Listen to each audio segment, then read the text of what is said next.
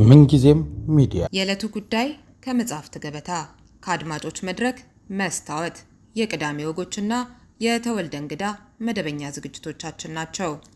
703 475 6309 ስልካችን ምንጊዜም media@gmail.com የኢሜል አድራሻችን ነው።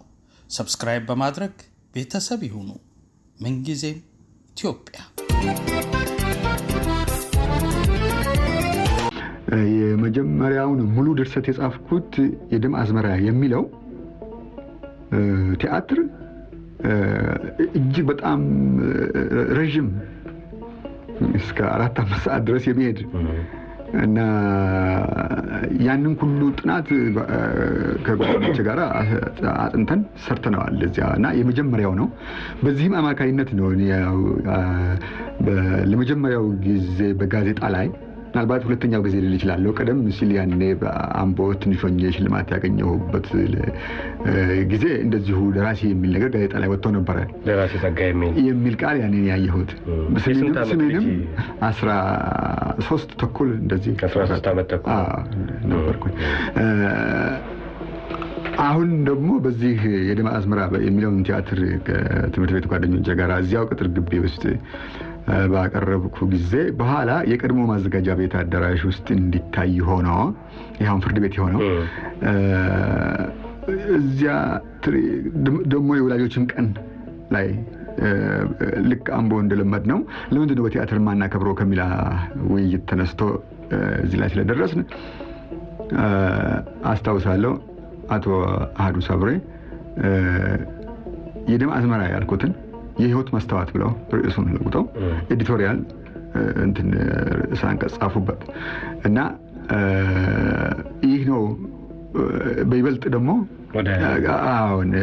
ሁነኛ እና እንትን ጥሩ ክሪቲሲዝም አስተሳሰብም ጭምር ሰነዘሩበትና ይሄ እንግዲህ የመጀመሪያዎቼ ተግባሮች ሆኑ። የሚጽፏቸው አሁን ግጥሞች ወደ ኋላ መጻፍ ጀመሩ። ያኔ ትምህርት ቤትም ሆነው ከዚያም በኋላ አሁን እንደነገሩኝ አሁን የደም አዝመራ ያሉትን ሰፊውን ቲያትር በቲያትር መልክ ነበር የሚጽፉት። ቲያትር ነበር የሚጽፉት። እርሶ የመጽሐፍ አለ አይደለም የሚታተሙ በሚነበብ መጽሐፍ ቲያትር ሳይሆን በቲያትር መልክ ሳይሆን እንደዚህ አይነት አመለካከት አልነበረውትም ወይ? አብይ ድርሰት የመድረስ ነገር ኖቨል የሚባለው ነገር የመጽሐፍ ነገር እኔ አጫጭር መግለጫዎች አጫጭር ጽሁፎች ከሁለትና ከሶስት ገጽ ያልበለጡ ነገሮችን ጽፌ ስለ አምቦ ከተማ ትምህርት ቤት አዲስ ትምህርት ቤት የተከፈተ ጊዜ ስለሱ የጻፍኩት ለምሳሌ ለተማሪዎቹ ጓደኞቼ በሙሉ ሰልፍ ላይ ተነበበ።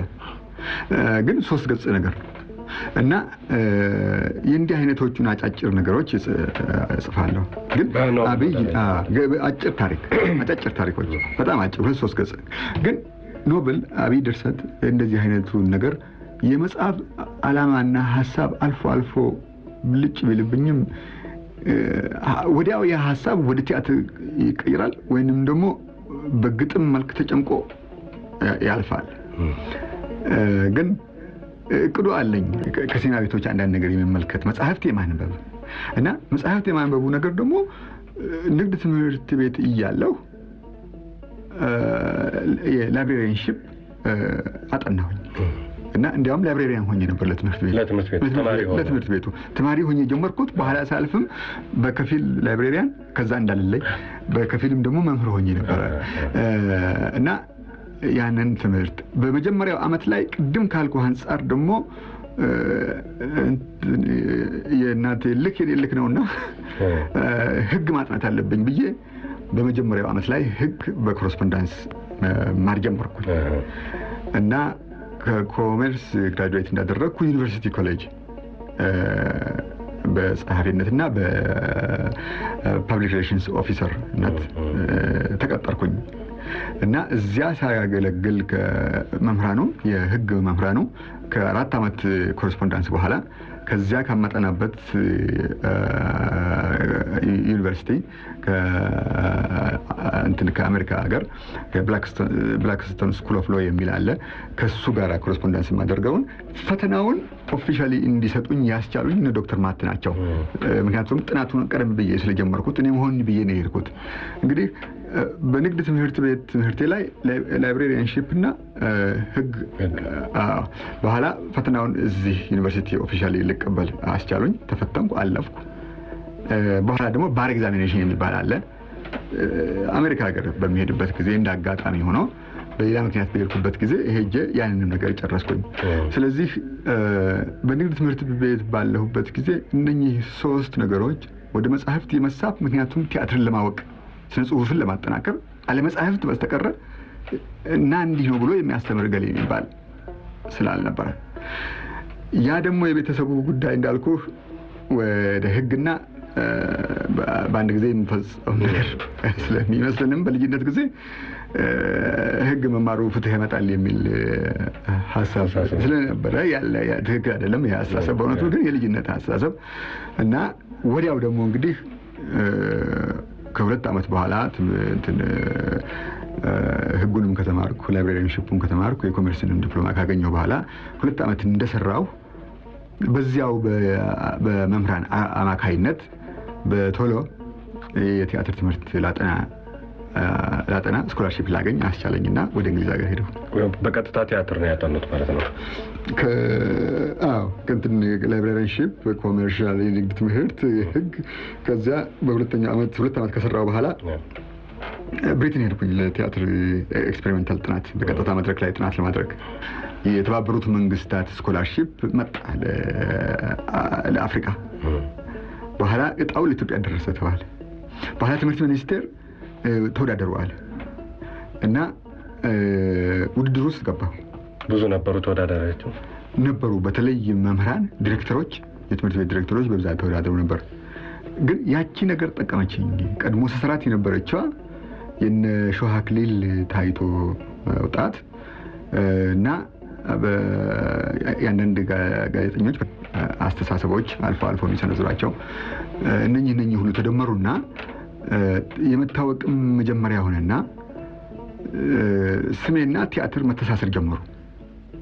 በዚህ የተነሳ ካለኝ የትምህርት ባክግራውንድ ጋራ ያንን ወረቀቶችን ሳቀርብ እና ኢንተርቪው ደግሞ አስቀምጠው ሲያወያዩን ከጠየቁኝ ጥያቄና መልስ ጋራ እነሱ ላይ ባሳደርኩባቸው አስተያየት ነው መሰለኝ ተፈትነው ከነበሩት ሰዎች እኔ እድሉን አገኘሁ እና እንግሊዝ ሀገር ሄደው ያን የቲያትር ጥበብ እንግዲህ እንግሊዝ ሀገር ሄድኩኝ 59 በአውሮፓውያን አቆጣጠር መጨረሻ አካባቢ ሄድኩኝ። ኮርትሪያል ሲኤተር የሚባል ስሎን ስኩዌር የሚባል አካባቢ ላይ የተመሰረተ የቲያትር ነው። ይህ ቲያትር ቤት የፖስት ወር ከጦርነቱ ከሁለተኛው ዓለም ጦርነት በኋላ የተፈጠሩት የእንግሊዝ የቲያትር ደራሲያን የሚሰለጥኑበት ነው። ስለዚህ እነ አርኖልድ ዌስከር፣ እነ ጆን ኦዝቦርን፣ ናይጄሪያዊው ወሌ ሶይንካ አብረን ነበር ነው ይህንን ጥናት የምንወስደው እና የበርናን ሾው ቲያትር ብቻ ነበረ ከጦርነት በፊት ሲታይበት የነበረ። በኋላ በሱ ፈለግ የሰለጠኑ አዳዲስ ደራሲያን አሁን በእውቅ ላይ ያሉ ሃሮ ፒንተር እዚያ ነው የሰለጠኑትና ጆርጅ ደቪኒ የሚባለው እውቅ ሰው ነው የነሱ አሰልጣኝ ነበርና በሱ ነው። ፔሌን ለመጀመሪያ ጊዜ ያየሁት እንደ አውሮፓ አቆጣጠር በ1958 ዓመተ ምህረት የዓለም ዋንጫ ስዊድን በተዘጋጀበት ጊዜ ነው። በእኛ 1950 ዓመተ ምህረት መሆኑ ነው። የዛሬ 27 ዓመት ማለት ነው። እና የዛሬ 27 ዓመት የዓለም ዋንጫ እንግዲህ ስቶክሆልም በተዘጋጀበት ጊዜ ስዊድን ሀገር በተዘጋጀበት ጊዜ እኔ ለመጀመሪያ ጊዜ ኢትዮጵያን ወክዬ በጉባኤው ላይ ለመገኘት እና በዓለም ዋንጫ ለመገኘት ሄጄ ነበረ እና በዚያ ጊዜ ብራዚል የመጀመሪያዎቹን ግጥሚያዎች ሲያደርግ ፔሌ የ17 ዓመት ልጅ ነበር። በተጠባባቂነት ነበር የመጣውና በመጀመሪያው ግጥሚያ ከአውስትሪያ ጋር ሲጫወቱ አልተሰለፈም። በሁለተኛው ግጥሚያ ከሶቪየት ህብረት ጋር ሲጫወቱ ግን በ9 ቁጥር ቦታ የሚጫወተው አልታፊኒ የተባለ ተጫዋች በ10 ቁጥር ቦታ የሚጫወተው ስለታመመና ስለቆሰለ በሱ ምትክ ፔሌ እንዲገባ ተደረገ። በዚያ ጨዋታ ብራዚል ሶቪየት ህብረትን 2-0 ሲያሸንፍ አንዱን ግብ ያገባው እሱ ነበርና አሰልጣኙም በዚያ ጨዋታ እንደተመለከተው አልታፊኒ ከተባለው ከዋናው ተጫዋች ፔሌ የሚበልጥ መሆኑን ስለተረዳው ከዚያ ቀጥሎ በተርታ አሰልፎታል። በዚህም የተነሳ በፍጻሜ ሩብ ብራዚልና ዌልስ በተጋጠሙ ጊዜ ብራዚል 1-0 አሸንፎ ለፍጻሜ ግማሽ ሲያልፍ ያችን አንዷን ግብ ያገባው ፔሌ ነው እና በዚያን ቀንም ኳሱን በደረት አቁሞ በተከላካይ ራስ ላይ አሳልፎ መሬት ሳትነካ በቀጥታ መጥቶ በማግባት በዓለም ላይ እጅግ አስደናቂ ከሚባሉት ግቦች አንዷ ልትሆን ይችላለች። ከዚያ በኋላ ከፈረንሳይ ጋር በፍጻሜ ግማሽ ላይ ተጋጥመው 5-2 ብራዚል ሲያሸንፍ 3ቱን ግብ ያገባ ፔሌ ነው እና ለፍጻሜው ስዊድንና ብራዚል ገጥመው እንደገና 5-2 ስዊድንን ሲያሸንፉ 3 ግቦች አሁን የሚያገባ ፔሌ ነው። እንግዲህ ከዚያ ጊዜ ጀምሮ ፔሌ በዓለም የታወቀ ተጫዋች ሊሆን ቻለ እና በአገሩም ውስጥ በእውነት በብሔራዊ ቡድን ከ100 ግጥሚያዎች የበለጠ ተጫውቷል።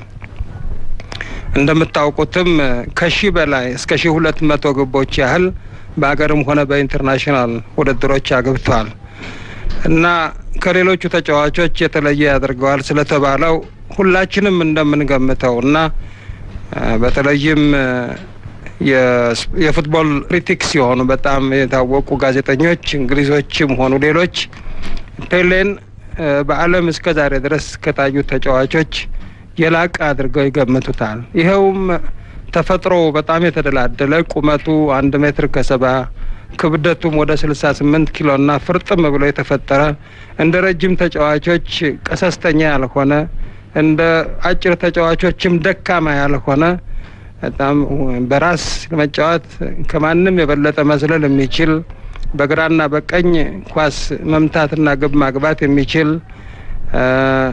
በደረቱ ኳስ ኮንትሮል ሲያደርግ ድሪብሊንጉ አብዶ ብለን የምንለው እኛ እጅግ አስደናቂ የሆነ ቅልጥፍና፣ ፍጥነት፣ ጉልበትና እውቀት ደግሞ የፉትቦልን በሰፊው የማየትና ጥሩ አድርጎ የማቀበል እንደው ፉትቦል ተጫዋችን የተሟላ ለማድረግ የሚያስፈልገውን ባህሪ ሁሉ አጠቃሎ የያዘ የኳስ ተጫዋች ስለነበረ በእርግጥ አሁንም ቢሆን ፔሌን የሚተካ ተጫዋች በምድር ላይ በእውነት አልተፈጠረም እና በእነዚህ ምክንያቶች ነው ፔሌ የዓለም ታላቅ ፉትቦለር ተብሎ የሚገመተው።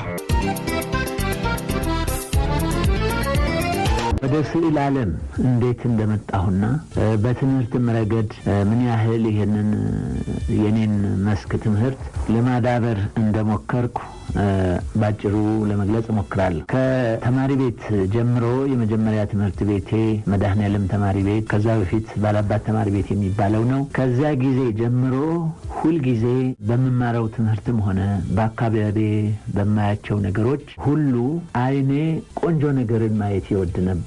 እንደ አበባ ያለ እንደ ወፎች ያሉ ታሪክም ሆነ አንዳንድ ነገሮችን በምንማርበት ጊዜ ደብተሬ ጎን ላይ ያንን ያየሁትን ለመሳል በእርሳስም ሆነ በብዕር ሞክር ነበር። ከዛ በኋላ ደግሞ ወደ ኮተቤ ሁለተኛ ደረጃ ትምህርት ቤት በሄድኩበት ጊዜ አብዛኛውን ጊዜ ቁጭ ብዬ አፋፍ ላይ ዳመናዎች ሲንቀሳቀሱ ማየት በጣም ደስ ይለኝ ነበር እና ዳመናዎቹ የሚሰጡት ቅርጽ፣ የፈረስ፣ የሰው መልክ፣ የውጊያ ይህንን የመሳሰሉ በማይበት ጊዜ ያንኑ ነገር ደግሞ እንደዚሁ በወረቀቶች ላይ በደብተሮች ላይ ስለማሳርፍ በሳይንስ በታሪክ ትምህርት በምንማርበት ጊዜ ስለዚያ ስለሚነገረው እንደው ተፈጥሮ ያንን ሁኔታ በስዕል ለማሳየት ስለመሞክር ብዙውን ጊዜ አስተማሪዎች ወይም የውጭ ጎብኚዎች ተማሪ ቤታችን ሲመጡ ደብተሮቼና አስተማሪዎቼ ለነኚህ ሰዎች ያሳዩ ነበርና ይሄ ልጅ ጎበዝ ነው በስዕሉ በእውነት እንዴት ያለ ነገር ነው ብዙ ኢማጂኔሽን አለው የሚል ነገር ስለሚናገሩ በኋላ የስዕል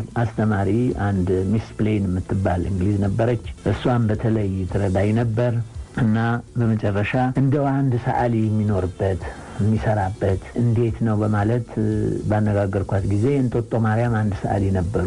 እሳቸውን ልናይ ሄድንና መጀመሪያ ነገር በእውነት ለመጀመሪያ ጊዜ አንድ ድንጋጤ የሰጠኝ የሚኖሩት መቃብር ቤት ውስጥ ነበር፣ ግን ሰዓሊ ናቸው። ሁለተኛ ነገር ደግሞ ቤተክርስቲያን ውስጥ ሲሰሉ አገኘናቸውና ድሮ በተሳለው ስዕል ላይ ሌላ ስዕል ወጥረው ሲሰሩ አየንና በኋላ እንዴት አገኘኸው ብላ ብትለኝ አይ በጣም ጥሩ ነው ብቻ እንደማዝነው እንዴት ያለ ቦታ ውስጥ እንደሚኖሩ ነው አልኳት። አዎ ሌላው ደግሞ የሚያሳዝነው ወደፊት አንተ በስዕል ረገድ የቀጠልክ እንደሆነ መጠንቀቅ ያለብህ ሌላ ሰዓሊ የሰራው ስዕል ላይ ምንም ቢበላሽ ደምስሶ መስራት ይሄ ነው ከፍተኛው ጸያፍ ነገር። ታዲያ ይሄ በእውነት በኋላ በትምህርቴም ከጎለመስኩ በኋላና በስራ መስክ ስሰማራ ያ ነገር ሁልጊዜ ትዝ ይለኛል።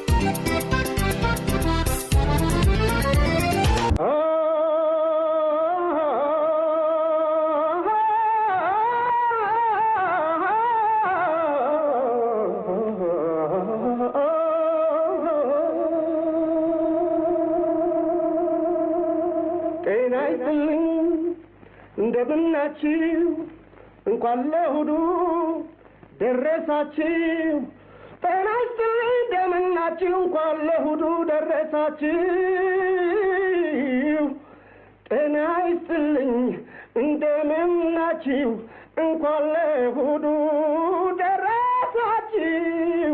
በረታችሁ ሰዓት ይኸው እንዲቀማችሁ እንዲቀንስ ልዩ ልዩ ሙዚቃዎች አዘጋጅተን መጣልን አስደስት እናንተን። ሙዚቃን የጀመርኩት የ14 ዓመት ልጅ ሆኜ ነው። በ1946 ዓመተ ምህረት የጀመርኩት። የ14 ዓመት ልጅ ሆነ ነው። አሁን ስንት ዓመት ነው? ወደ 40 ወር። ግን መጀመሪያ የተጫወትካት ጨዋታ ትዝ ትላለች? አዎ ትዝ ይለኛል። ጽጌረዳነሽ የምትባል ነበር። በዛን ጊዜ የነበረኝ ድምፅና አሁን ባለኝ ድምፅ በጣም ሰማይና መሬት ርቀት አለው። በዛን ጊዜ ልጅነትም አለ፣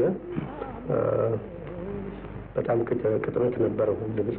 በአሁኑ ሰዓት እድሜም እየጨመረ በሚሄድበት ሰዓት ድምፁም እንደዚያው ምንድነው አጀማመሬ እገፋበታለሁ የሚል እምነት አልነበረኝም። ግን መዝሙር በኃይል ወድ ነበረ። ትምህርት ቤት ውስጥ ሆኜ በጣም መዝሙሮችን አደንቅ ነበር፣ ወድ ነበር። በመሀከሉ አቶ ዩኤል ወደ ወሊሶ መጥተው ነበር። እነሱን በማይበት ወቅት ጭራሽ ልቤ ወደ እነሱ ሄደ። እኔም ነገሩን እየቀጠልኩበት እየገፋሁኝ ሄድኩኝ። በምሽት ጨረቃ በንጋት ፀሐይ ሕይወታችን ፋፋ በጣም ተፈጥሮን አድንቀን ውበትን ስናይ በፍቅር ውበትን አይተን ተደሰትን። እኔና አንቺ ሆነን ፍቅርን ቀመስናት፣ ባለም ተንሸሽረን ውበትን አየናት። ግሩምናት